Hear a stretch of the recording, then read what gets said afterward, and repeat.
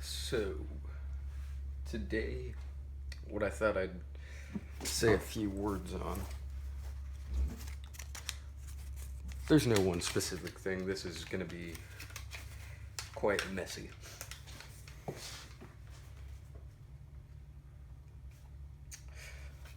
What people have sold you about self help, self care, self love, self improvement is really just.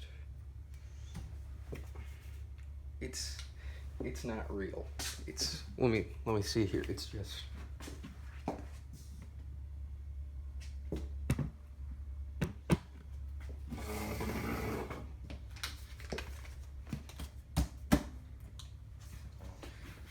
I mean, really, if you think about it, this whole idea that you know, I want to make this abundantly clear.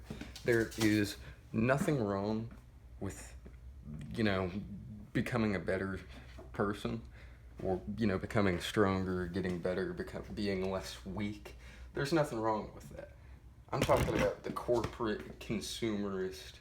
You need this and you need to do that, and if you don't do this, you're not like me, and if you're not like me, you're not very good, and you just basically consumerism has distorted this. So I'm gonna do this.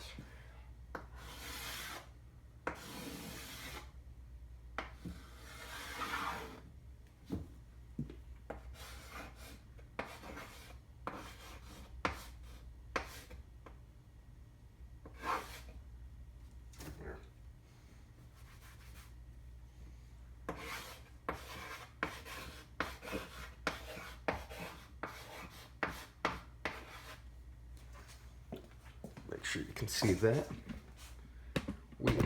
I've drawn up a little T chart here.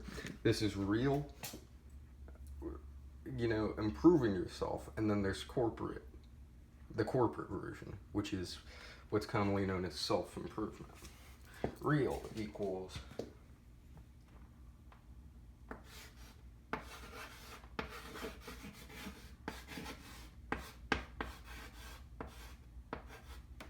learning,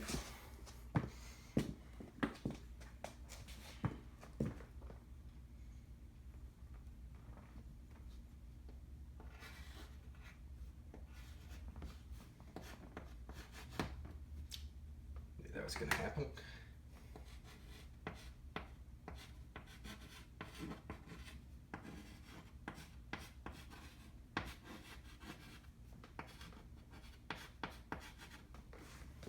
Gaining strength.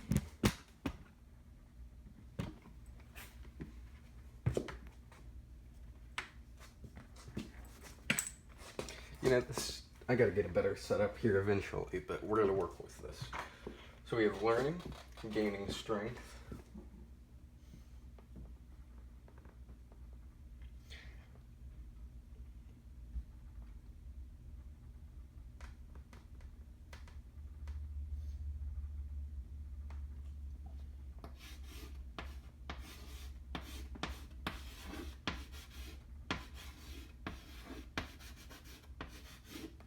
autonomy. And I could continue to list this out, but that's such a general umbrella term. Basically, think anything that gives you value in life, independence, strength, not less weakness, more of a full experience. That's also another thing you've been sold, the lie of weakness. What's actually weak and what they claim is weak. And then here, let me start to list off corporate.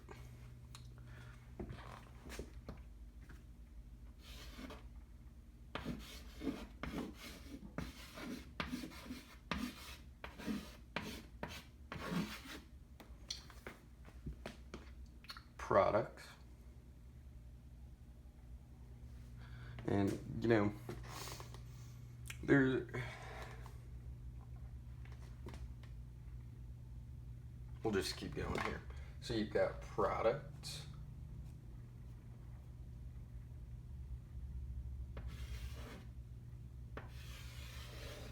here.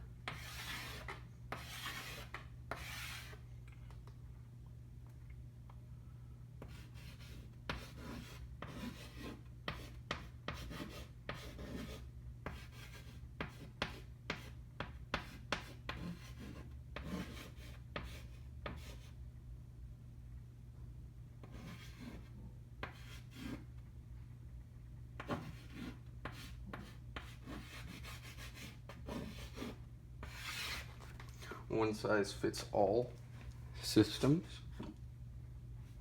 Like the whole, I wake up every morning at 3:30 and I take a cold shower and do 300 push-ups and then do sit-ups until my chest gives, and then I run a half marathon. Obviously, that's an exaggerated version. Although, actually, there are some pretty ridiculous ones out there. But there's nothing wrong with having a routine. I like cold showers, but the whole idea that cold showers, you're going to take one and you're going to be a man, and, yeah, let's sum it up as taking a cold shower ain't going to turn you into David Goggins. So, we have products, product placement, consumerism, essentially, one-size-fits-all systems, and another big component of this is the whole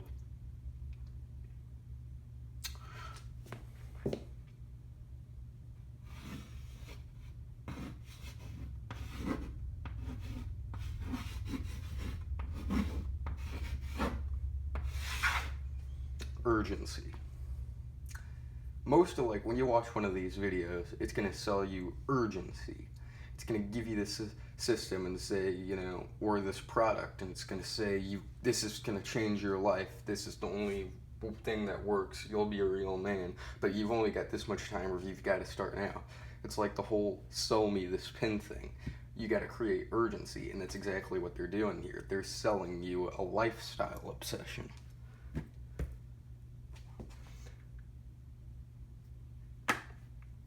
So yeah, see that catch right there? No, you didn't, the camera's up there, but anyways. Real consists of gaining knowledge, gaining strength, being autonomous, gaining real strength, knowledge, and the ability, while corporate self-improvement is really just a bunch of lies to create money and a very distorted ego. You've got products, one-size-fits-all systems, urgency. I'll leave this up for 5 seconds in case anybody needs to see this one last time.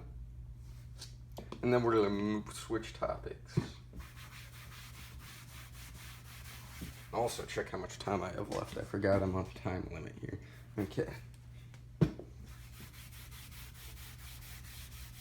I don't know what's happening with that whole 3-month timeline, because who really knows? But back when I made that, it seemed pretty sure, but it's kind of weakened now. I'm going to have to clean this thing sometime soon. Okay, let's talk about the other thing I was going to go on about. Let's see. Religion and... yeah, so basically, we're going to shift topics here to... I want to talk a little bit about religious beliefs, faith, that type of deal. So,